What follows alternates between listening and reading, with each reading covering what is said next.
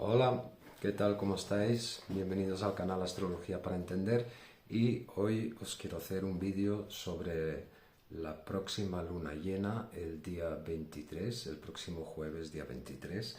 Hay una luna llena preciosa, bastante compleja, con muchos aspectos, pero muy bonita y muy interesante y voy a intentar daros mi punto de vista sobre esta luna. El Sol estará el día 23 en el grado 2 con 55 minutos de Géminis y la Luna en el grado 2, 55 minutos de Sagitario, el signo opuesto. La luna llena es una oposición. Entonces es una luna bien especial esta. O sea, primero que venimos de una temporada muy taurina y seguimos estando de alguna manera, porque el Sol ha entrado en Géminis, inauguramos temporada de Géminis, nada más entrar en Géminis hace esta luna llena, con la luna Sagitario, pero el Sol al mismo tiempo sigue haciendo un stellium con Venus y Júpiter en conjunción exacta en el último grado de Tauro, siendo Venus regente de Tauro, y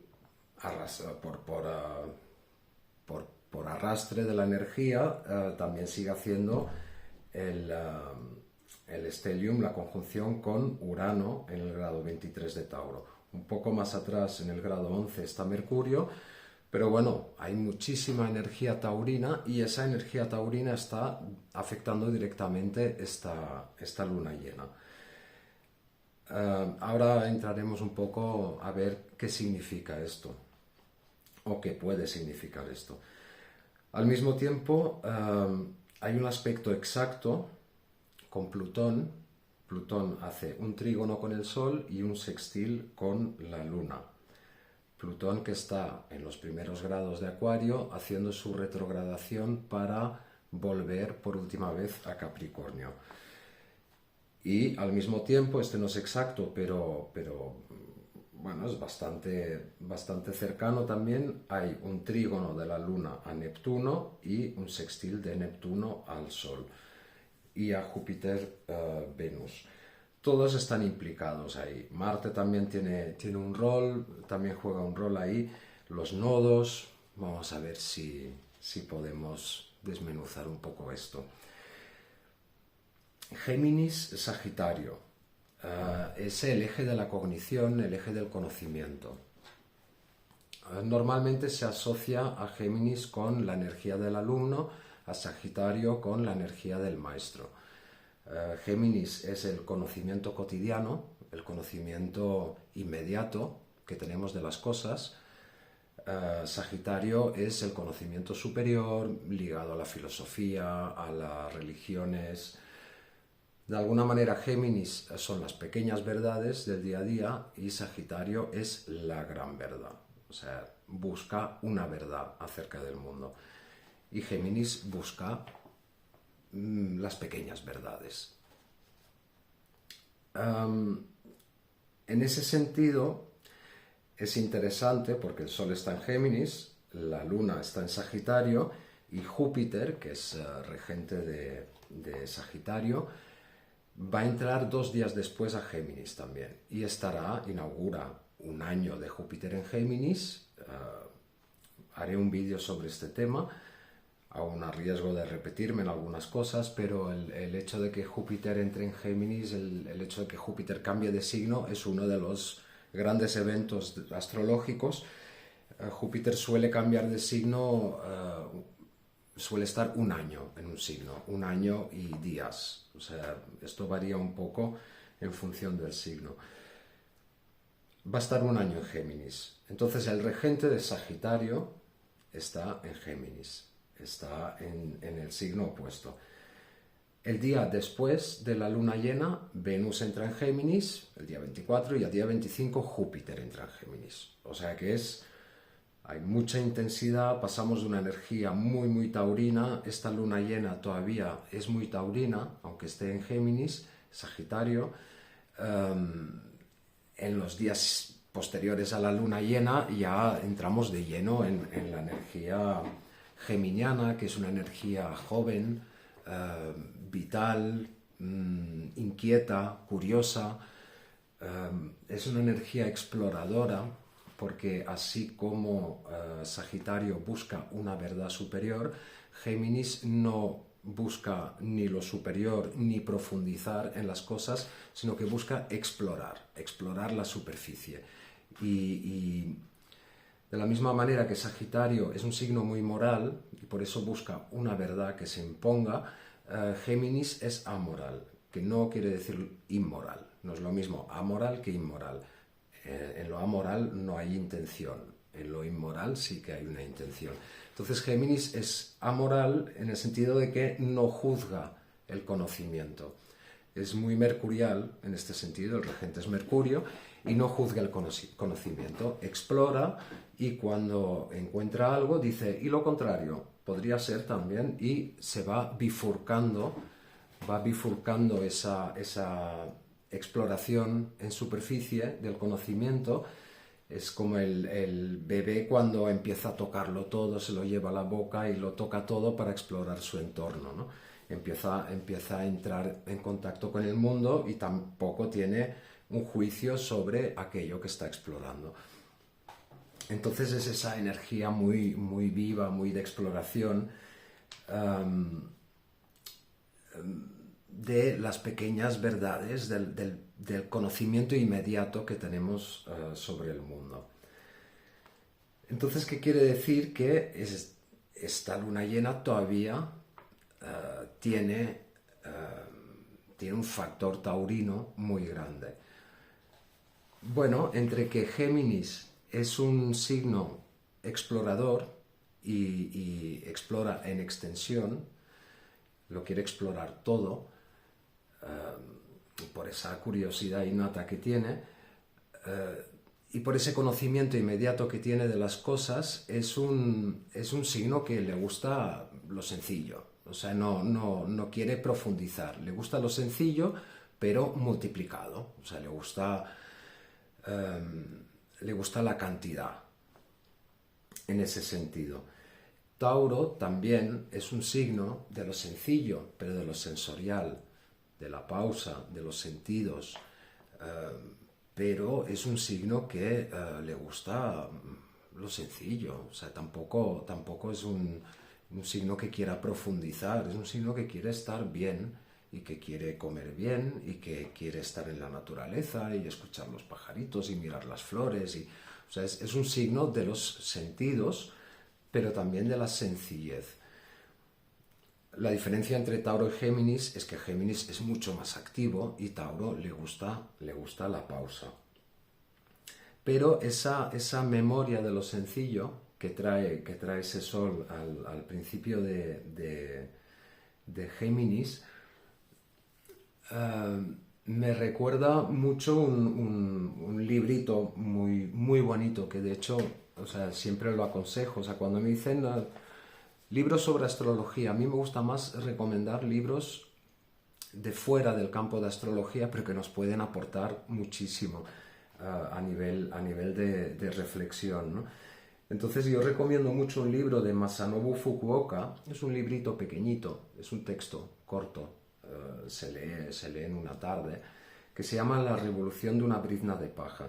Entonces Fukuoka era un ingeniero agrónomo que trabajaba para el Estado en Japón, hasta que se cansó de todo eso, se retiró a la montaña y se convirtió en una especie de agricultor, granjero, filósofo. Y de alguna manera Fukuoka hace una serie de reflexiones en ese texto y en lo que monta ahí, porque monta ahí como toda una historia en el campo de contacto con la agricultura natural y de alguna manera sienta las bases filosóficas de la que ahora es la agricultura regenerativa, la agricultura ecológica y el permacultivo. Entonces, ¿por qué la revolución de una brizna de paja, ¿no? Porque Fukuoka habla mucho de esa abundancia taurina de la naturaleza. Entonces, de un grano de trigo sale una espiga que tiene 50 granos. si sembramos los 50 granos, salen 50 espigas que hacen 2.500 granos. Entonces, el crecimiento en naturaleza, cuando la favorecemos, el crecimiento es exponencial, es muy abundante. O sea, de la misma manera que de una semilla de tomatera, pues en una semilla de tomatera, pues ¿cuántos tomates pueden salir en una buena tomatera? No sé, muchos kilos pueden salir. De cada tomate hay un montón de semillas. Es como la explosión, la generosidad de la naturaleza, la abundancia, la fertilidad de la naturaleza, es una explosión de vida. Y eso es, por un lado, es muy taurino y por el otro lado es muy geminiano. Esta imagen de la espiga de trigo es muy geminiana. ¿Por qué? Porque Tauro es la explosión de la primavera, o sea, el comienzo de la primavera es Aries, es ese crecimiento hacia arriba de las plantas. Tauro es el engorde, el crecimiento vegetativo. Y en Géminis pasan dos cosas en agricultura, porque el zodíaco también es un calendario agrícola. En Géminis suceden dos cosas. Al ser signo mutable, está entre la primavera y se empieza a preparar el verano. ¿Qué pasa en ese signo mutable? Que por un lado empezamos a cosechar los primeros cultivos de primavera y por el otro lado empezamos a sembrar y a plantar los primeros cultivos de verano. ¿Eso qué quiere decir? Esto es a la hora de planificar los cultivos, ¿no? Pero ¿eso qué quiere decir? Que en Géminis está relacionado con la semilla. O sea, es la primera cosecha, porque si no cosechamos esas primeras plantas de primavera, si no las cosechamos, dejamos que hagan semilla, en Géminis es donde se da la semilla. Y la semilla es esa procreación abundante que arrastramos de Tauro, de esa explosión de vida en Tauro. En Géminis se prepara la multiplicación, se prepara la semilla. Entonces tiene mucho que ver con la manera de funcionar de Géminis, ¿no? Que lo he llamado la mente fractal en dos sentidos. Primero, porque se multiplica, o sea, se explora su entorno y se va bifurcando. Y por otro lado, o sea, entonces se multiplica de forma exponencial. Y por otro lado, al no emitir un juicio sobre el conocimiento, sobre esa exploración, sino que siempre mira una cosa a su contrario, entonces se va bifurcando. Al no emitir un juicio no hay una jerarquía, en ese conocimiento. Todo conocimiento es válido. Por supuesto que descarta cosas y elige otras, pero no emite un juicio de entrada. O sea, no tiene un acercamiento moral acerca de las cosas, sino que se acerca a las cosas y en función del conocimiento inmediato que tiene acerca de las cosas, entonces sí que emite su juicio, ¿no? O sea, elige una cosa y descarta otra. Pero el acercamiento no es moral, como en Sagitario, que hay un acercamiento abstracto. O sea, el bien, el mal, los grandes temas abstractos de la vida. Entonces, no hay una jerarquía en el acercamiento al conocimiento. Y al no haber una jerarquía, tiene la misma estructura, el mismo funcionamiento que un fractal, que en lo pequeño y en lo grande se repite exactamente lo mismo hasta el infinito, ¿no? Se va bifurcando, pero no hay un mejor o peor, o más grande o más pequeño. Todo viene a ser lo mismo, que se diversifica hasta el infinito. Eso sería como la máxima expresión geminiana, esa fractalidad sin jerarquía. Entonces es muy interesante esto. ¿Por qué? Porque Plutón hace un trígono a esta luna, un trígono exacto al Sol en esta luna llena. Entonces, ¿Plutón qué está haciendo ahora mismo? Plutón está volviendo a Capricornio, y en Capricornio, que es un signo precisamente jerárquico, es cuando después de Sagitario que Sagitario lanza las grandes teorías y Capricornio, que tiene un poco esa fama de aguafiestas, después le va a Sagitario y le dice, no te quiero aguar la fiesta, pero estas grandes teorías hay que materializarlas y hay que ponerlas en práctica porque si no, no sirven para nada. Entonces, en Capricornio se empieza a construir desde la base hasta la cima con la idea, con el deseo al menos de tocar con la punta de los dedos, de tocar a Dios, o sea, esa construcción jerárquica. Por eso Capricornio está relacionado con las catedrales, con las grandes instituciones, con lo militar, porque hay una jerarquía. Hay una jerarquía piramidal y es la imagen, en las catedrales está claro, ¿no? Es esa imagen de querer alcanzar a Dios, pero a través de la materia, a través de la construcción, lo sólido, lo estructurado. Entonces Plutón está haciendo su última retrogradación a Capricornio para, de alguna manera, acabar de barrer, después del 2008 hasta ahora, ha estado destruyendo, desmontando viejas estructuras jerárquicas que son caducas, que han quedado obsoletas.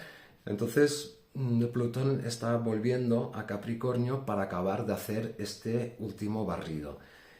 Y por eso es tan interesante Capricornio, estando tan relacionado con la jerarquía y siendo de alguna manera el paso siguiente a Sagitario, que ese Plutón parece que le gusta mucho esta luna llena, porque hace un trígono a ese Sol en Géminis, en el sentido, o sea, está como diciendo, sí, para poder barrer esto último que queda en Capricornio y que ya no nos sirve, ese tocar el cielo, que es esa aspiración capricorniana, ese tocar el cielo pasa obligatoriamente, de alguna manera, pasa por encontrar lo sagrado de manera no jerárquica en las pequeñas cosas. Y no solo en las pequeñas cosas del día a día, sino con una gran memoria taurina. O sea, encontrar la abundancia en lo sencillo, encontrar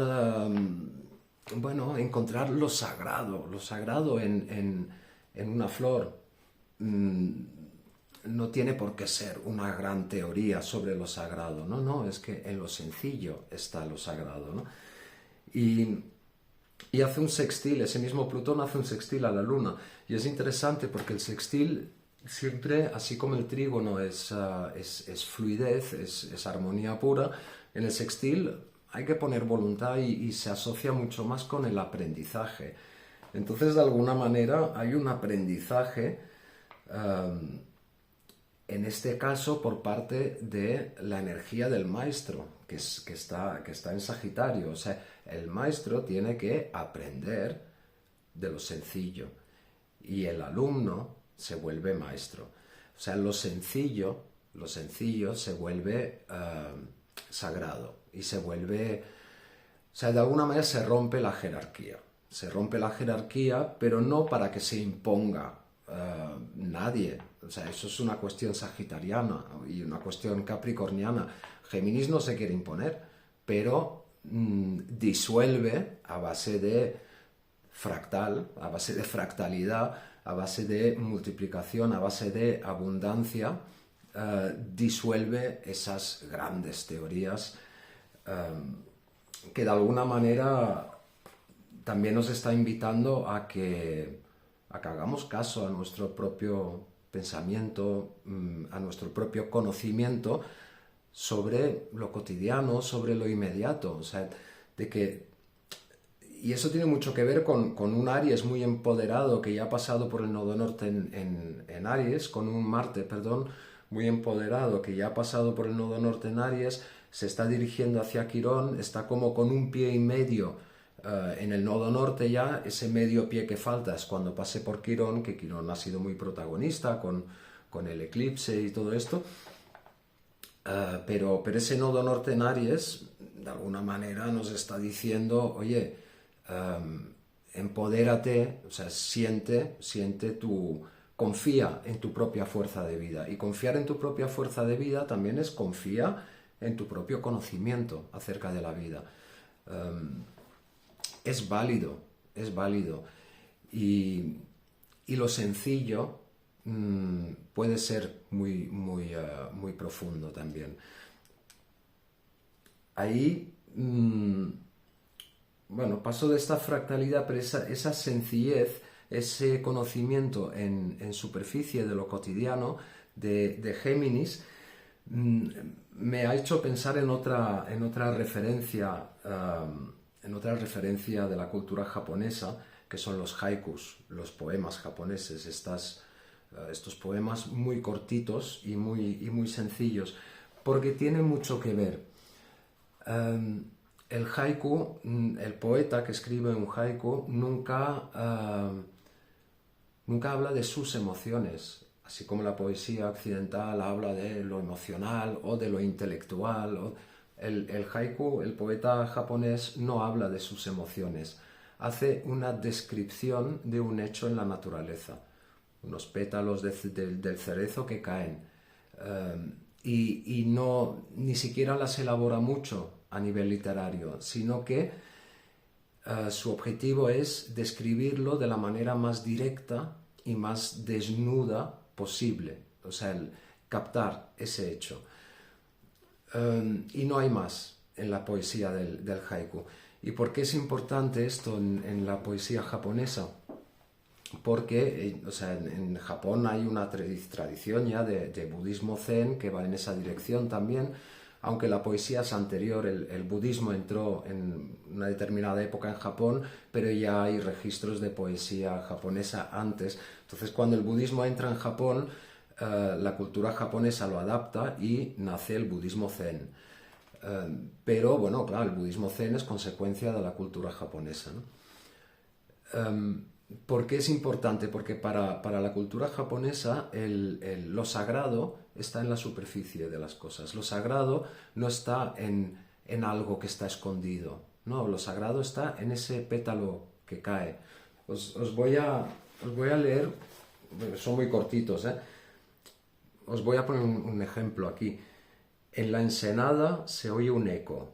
Dirección a los campos de Fushimi pasan los gansos salvajes.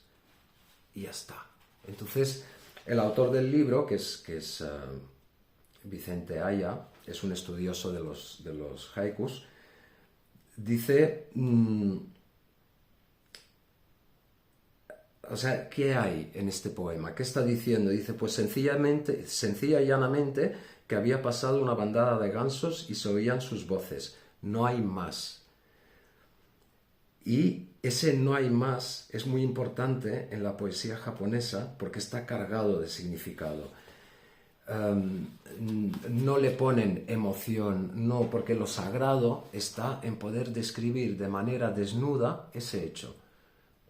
Hay otro que dice, es de noche, plena noche, la luna pasa, se oyen unos gansos.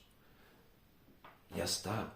O sea, es captar ese momento de la naturaleza y esto es sagrado. Pues esto es muy geminiano. O sea, Géminis no busca las emociones y tal y cual, o las grandes teorías, o las grandes metáforas. No, todo lo contrario. Busca lo sencillo, lo superficial, y, como nos muestran los haikus japoneses, ahí hay una carga de algo muy profundo al mismo tiempo, pero sin entrar en profundidad. Y es como en el dibujo, en la pintura, ¿no? O sea, Nietzsche decía que todo es superficie, o sea, puede caer mejor o peor, tal. Y pasé varios años estudiando a Nietzsche y es uno de los autores más difíciles de comprender porque cada uno entiende lo que quiere entender. O sea, de hecho hay catedráticos que se pasan toda la vida estudiando a Nietzsche y ninguno se pone de acuerdo. Entonces, es un autor que vale mucho la pena para ir sintiendo cosas, ¿no? Entonces, una de las cosas que dice Nietzsche es todo es superficie. Entonces ya sale, ¿no? Oh, ¿cómo puede ser esto? ¿Cómo puede decir esto y tal? Sí, pero ¿qué está diciendo, no? Y va en el sentido del haiku y en ese sentido geminiano. Cuando en un dibujo o en una pintura tenemos superficie, si le ponemos profundidad a esa superficie, la profundidad es superficie en perspectiva. O sea, sigue siendo todo superficie, pero se la ponemos en perspectiva. Y es una buena metáfora para esa profundidad muy occidental y muy sagitariana, ¿no?, a la que estamos acostumbrados, como que la profundidad es una cosa escondida y que hay que hacer un gran esfuerzo para llegar a ella, y cuando al fin y al cabo es superficie en perspectiva de tiempo. O sea, cuando vamos tomando experiencia y miramos hacia atrás en el tiempo, podemos tener perspectiva, y esa perspectiva le da profundidad, pero le da profundidad ¿a qué? A las cosas sencillas, a la superficie. Entonces, bueno, hay un tema muy interesante ahí entre Géminis y Sagitario, en el sentido de que durante este año de Júpiter en Géminis y ahora con esta luna llena muy cargada de Tauro, pues vale la pena conectarnos de manera amoral, o sea, sin demasiado juicio, conectarnos con ese conocimiento inmediato y ver que ahí, en lo sencillo taurino y lo sencillo geminiano, también hay una gran profundidad. De hecho, ahí está el saber del mundo, ahí está el saber del mundo. De ese saber, al fin y al cabo, se alimenta Sagitario para hacer sus grandes teorías. El peligro que tiene Sagitario es que quiera imponer sus grandes teorías. Por eso Sagitario también está relacionado con el dogma, que quiere imponerse. Esta es la verdad. Y Géminis dice, bueno, pues puede que sí, puede que no. Por eso Géminis a veces lo relacionan con la mentira. Puede que sí, puede que no, da un poco igual si es verdad o es mentira. Me recuerda una canción de Manu Chao que se llama Mentira, dice, todo es mentira, mentira la verdad, mentira la mentira. Eso también es como muy geminiano. A Géminis se le ha tachado de una energía que está relacionada con la mentira. Yo diría que Géminis está relacionado con la relativización y por lo tanto también con las mentirijillas. Pero si Géminis está relacionado con las pequeñas mentiras, Sagitario está relacionado con el dogma y por lo tanto con la gran mentira. Entonces, mentira la mentira, mentira la verdad. Es un poco la energía. Que por lo tanto también estamos entrando en una época, la época de Géminis, y en parte por esa relación que está teniendo esta luna también con Neptuno. Bueno, con la energía geminiana siempre hay que tener cierto cuidado, hay que discernir, porque es una energía que juega, que es un poco gamberra, que es un poco trilero, o sea, que juega donde está la bolita. Y entonces pueden darse con Neptuno, que ya es un planeta, Neptuno en el último grado de Piscis además, es un planeta ya dado a las ilusiones, pues puede haber cierta tendencia al engaño. Yo creo que más a nivel de medios de comunicación, a nivel mundial y tal, pues hay que discernir bien las noticias, porque nada va a ser demasiado lo que parece. Nunca lo es. Pero bueno, ahora se puede dar más todavía. Pero al mismo tiempo, ya que he descrito ese trígono al Sol de Plutón y sextil a la Luna, por el otro lado es Neptuno el que hace trígono a la Luna y sextil al Sol. Entonces es interesante también porque ya que Sagitario está relacionado con las religiones, con las grandes filosofías, con la idea de verdad, de una verdad, Neptuno, y sobre todo en el último grado de Piscis, en su casa, en el último grado, Neptuno de alguna manera dice, a ver, ni Géminis es verdad, porque todo es ilusión, ni la verdad sagitariana es verdad.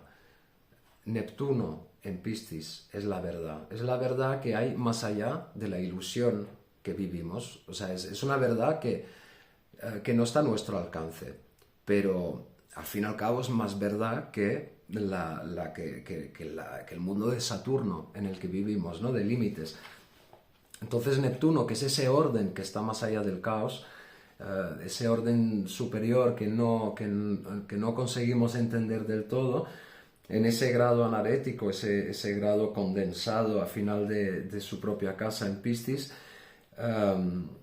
en aspecto armónico, con esa disputa de pequeñas verdades, grandes verdades, de alguna manera, de manera compasiva, rescata esa disputa y dice, tranquilos, no, la verdad está en otro lado. Entonces, bueno, me parece, y Neptuno y Plutón haciendo un sextil, o sea, de alguna manera se están divirtiendo con esta luna llena. Por otro lado, Marte está en dos aspectos un poco tensos. Por un lado tiene como prisa para actuar, o sea, tiene prisa para actuar y está como, bueno, está como apoyando y al mismo tiempo empujando a esa conjunción Venus-Júpiter en el último grado, el grado 29 de Tauro,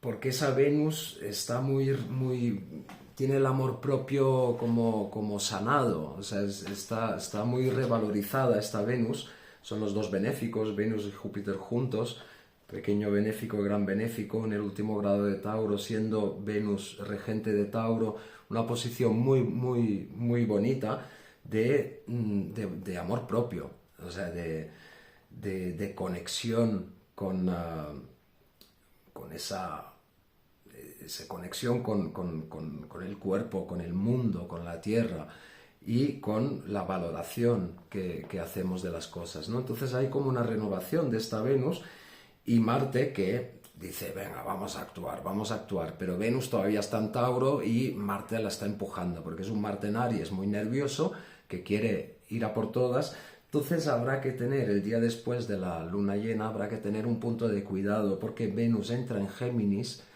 y la energía se va a disparar, la velocidad de la energía, la intensidad se va a disparar. Por otro lado, va a ser más llevadera, porque es una energía más ligera, que relativiza mucho más que en Tauro, que Tauro es un signo fijo que le ha costado mucho la presencia de Urano, ¿no? Por ejemplo, que es cambio. Pues Tauro no quiere esa energía, Tauro quiere tranquilidad y pausa, ir incorporando las cosas. Pues cuando Venus entre en Géminis y reciba esa energía de Marte, habrá que tomárselo con calma. Por suerte está Saturno y Neptuno que apacigua un poco, Saturno que frena un poco, entonces están conectados con esta Venus y con Marte, Saturno también, un semisextil y un quintil a Venus, que de alguna manera ahí Saturno hace su función en un sentido muy positivo, ¿no? Porque ese aspecto, yo cuando era más joven, ahí a principios de los 90, finales de los 80 incluso, habían unos coches que tenían muy mala fama, que eran el Renault 5 Turbo y el Fiat Uno Turbo. Y tenían muy mala fama porque eran coches muy ligeritos, como para gente joven además, coches pequeños, y había muchísimos accidentes, y accidentes muy graves con estos coches, porque tenían un sistema de turbo que funcionaba por las revoluciones. Entonces, ¿qué pasaba? Pues conductores poco expertos cogían estos coches y cuando llegaban a una curva reducían de marcha y al reducir de marcha subían las revoluciones y se disparaba el turbo. Entonces había mucha gente que se salía de la curva y tenían una fama, eran unos pepinos, o sea, eran coches muy potentes pero muy ligeritos al mismo tiempo y que tenían muy mala fama por eso precisamente, por ese turbo y que hacía que mucha gente se salía de la curva. Entonces esta energía es un poco así. Cuidado, los días posteriores a la luna llena vamos a subir revoluciones, cuidado que Marte puede enchufar el turbo y no salgamos de la curva. Y eso, por supuesto, a la hora de conducir, tengamos cuidado con las curvas, pero bueno, la curva es una imagen de muchas otras situaciones, ¿no? de que se va a enchufar un turbo y de que podemos pecar de impulsividad durante unos días, después ya se calma. Bueno, creo que más o menos he ido describiendo todo el tema, a ver si me he dejado algo importante. Más o menos he descrito el tema. Siempre me dejo cosas, pero como haré un vídeo sobre el cambio de signo de Júpiter y Júpiter en Géminis, haré un vídeo un poco más cortito que este, intentaré no repetirme mucho, pero aportaré algunos datos más. Bueno, espero que os haya gustado y hasta el próximo vídeo. Hasta luego.